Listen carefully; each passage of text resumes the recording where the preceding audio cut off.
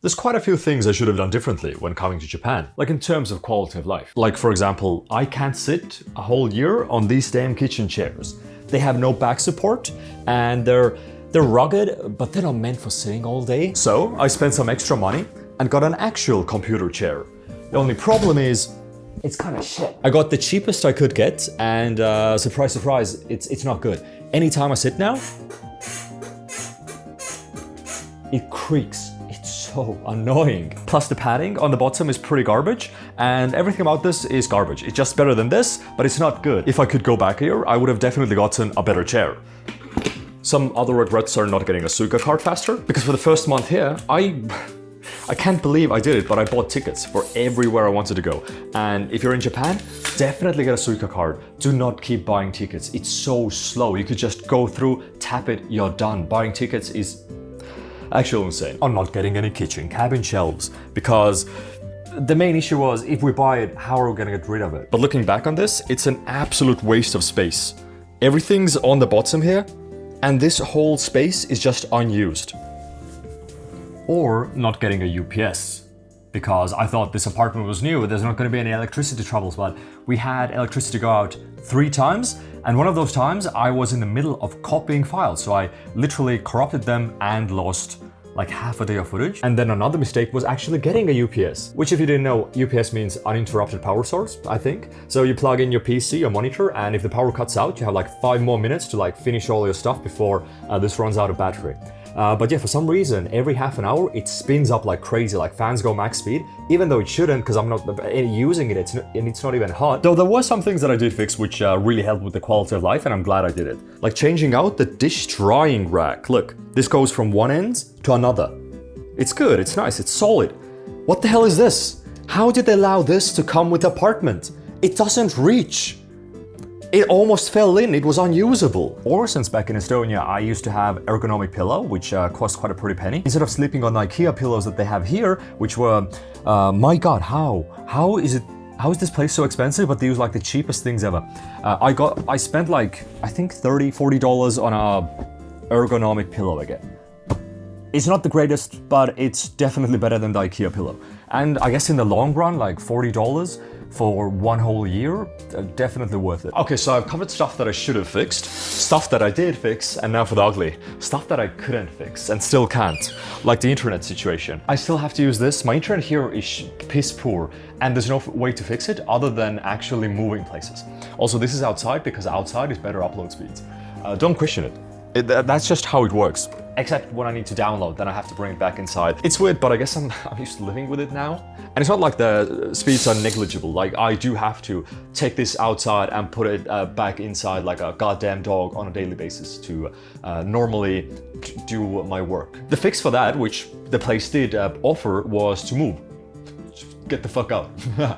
Which, at that point, it was like half a year, and moving would have been too much of a hassle. And like, this is fine. It's not good, but it's okay. So for the most part, I'm used to dealing with everything. Like, it's not the best life, but it's a life.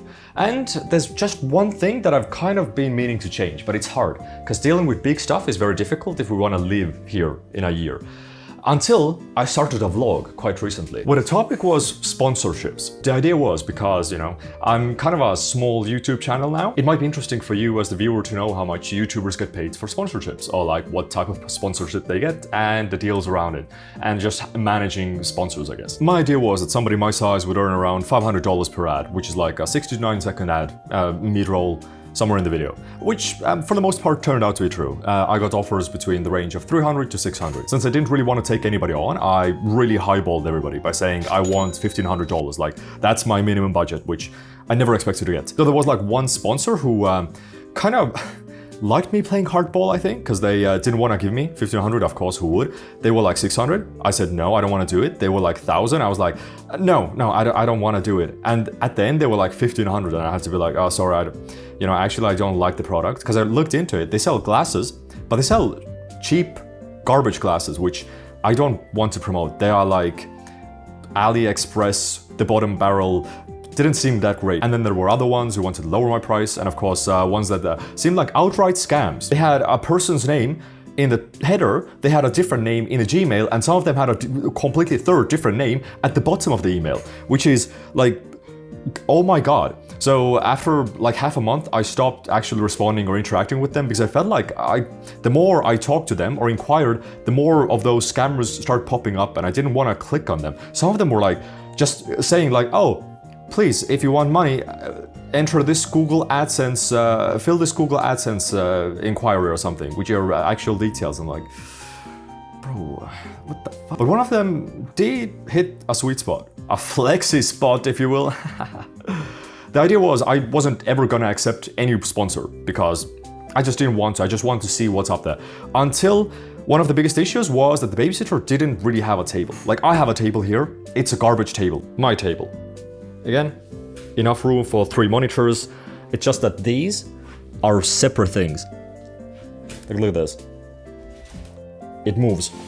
There's also no room for the monitor, so you've seen the video. It kind of has fallen a bit, but it's okay. It's enough for me to like go by. For her, the table that she had was not enough. What the babysitter had previously was that. It's kind of full of my clutter right now, but this is it.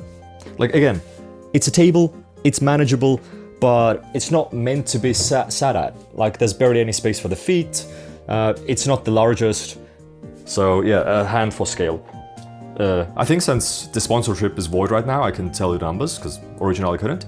They offered to pay for the table and $300 for actually doing sponsor, which was less than what I asked for. But again, since it's an item I actually wanted, I thought, why not? It's a free table. And also it's a standing table. It seems to be good material. Other YouTubers promote it. Fuck it, let's go. I'm willing to chill out if it's something good. It's just the problem is I wasn't happy with the product because it has the same issues as the Vessis. Dude, the chair she got has neck support. Holy shit, this is good. So sure, the table is large. Material, pretty decent, and it's quite rugged. It can easily hold your weight. This is also one of the things they had in their talking points. For some reason, they wanted you to go on the table and show off that like it can hold your body weight. No matter what, I have no idea what that proves. I can go on that table as well, but like I guess it just proves that it's not gonna fall under all the monitors, etc. But even though the build quality, which I just said was fairly decent, it's actually not. Cue the footage here. When I was building it, I noticed that at the bottom here, the screws don't really line up. I can put in one side, but I can't really put the screws in on the other side. Or I can switch it around. I can put screws in on the other side, but then the holes on the other side don't line up, which is kind of a huge flaw considering those 4 screws hold up the like 1/2 of the table.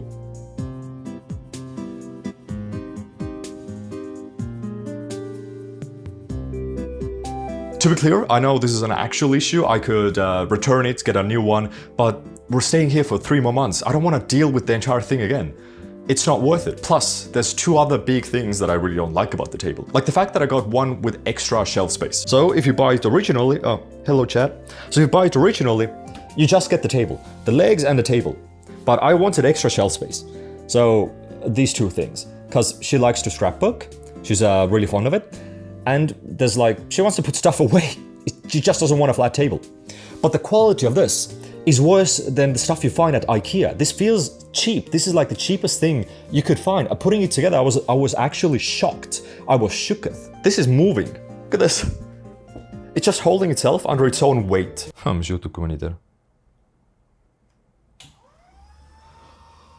Oh! And the third big problem was the price. I have to recheck, but to my knowledge, it was $500 for the table and the bottom combo. This was, the upper part was maybe $30, $40. And I checked the other competitors. There's one in Estonia called seisuk.ee, which I bought the chair from. Ergonomic chair, probably the best purchases I've made of my life. And the tables, similar tables, went for around the price range of $200 to $300. This was almost double that. And I know that Seisuk is like quality stuff. Plus I checked Amazon or other websites. And again, on average, this kind of a thing went for $300. So I wouldn't have any issues if this was premium material, you know, you pay extra, you get rugged stuff. But this was what looks like to be cheap material, bad quality control, and expensive, double the price. So that's why I'm saying this is kind of like the Vesis, because Vesis, they're too expensive, but they're good. This table, I'm not saying it's bad. It holds my weight, you see me on it. It's just way too expensive. If this was $200, I actually wouldn't mind, because that's, like, sure, it's cheap, but it's motorized, it has everything you need for a standing table, that's fine. But it's $500. And I just can't recommend my viewers to go out and spend $500, like half a grand, on something I don't really even like that much. Also, another thing that I discovered, sweets boxes, like Tokyo Treat, Boxu, they also offered me a deal. I wouldn't get any money, but I would get commission per box, which was much higher than I thought. They would offer me $20 per box, and I looked at it, and the box price, I don't know if it's like a minimum amount of months, but it was $37 on the website. So I'd be getting half of the box's price as commission. If I sold 100 boxes, I would get 2 grand. The math isn't really mathing, like are they taking losses? Because otherwise, if they only had $20 to play around with, that $20 would go for not only buying the snacks, but also the design, paying people for the salaries, billing boxes, little papers, everything. And if I'm really thinking about it, it feels like the snacks themselves are like $10 or less. I knew they, of course, weren't paying a lot for the snacks themselves, but that is a lot less than expected. Again, speculation, I don't know, I'm just trying to do basic maths here. But yeah, that's also why I scrapped the sponsor vlog idea, because it just wasn't that Japanese. I wanted to do more Japan-based stuff. It wasn't really fun either. It just felt like bad because I was talking to scammers. Like, I would say 70% of my email is just scammers trying to make me do TikToks, which I've never done in my life, trying to sell their goddamn TikTok stores. They wanted me to sell like grills, like cooking grills. What? Or like hair straighteners, which again, what is going on? Why? At least 50% of my email inbox was just cheap Chinese garbage. So coming back to this table, it seems like I'm at least $500 in the hole right now, but honestly, it's okay, considering the babysitter has like an actually nice table to use, scrapbook, which I'm okay with. You know, it happens, and it was a nice learning moment for the both of us. Let's just say that. I also think halfway through my email contact with FlexiSpot, the person in charge of me changed. They were fired in favor of AI. I can't really, you know, this is pure speculation again, but when they asked when the video was going to be ready, and I said, oh, I'm going to do it on Friday, they left the weirdest ass response message I've ever seen. I mean, who responds this to my message where I'm just saying, oh, it's going to be done in like 2 days? Yeah, that was actually the final red flag where I was like, no, I don't like this company. Also, to be clear, I don't have that much integrity to like skip sponsors. It's not that I don't want money. I'm really available to take on money, any money, just goddamn give me money. But I don't want to sell you stuff that I don't believe in or that I don't like. Like, all I'm asking is, give me a good product. Give me money and a good product. I'll shill you out. But this just isn't achieved. I just want to say that for future reference, because I don't want to end up like Marcus Brownlee, where I say I'm never going to take on a full sponsored video on my main channel because of integrity, and then actually taking it on and also breaking speeding laws. I'll break the speeding laws without making it a sponsored video.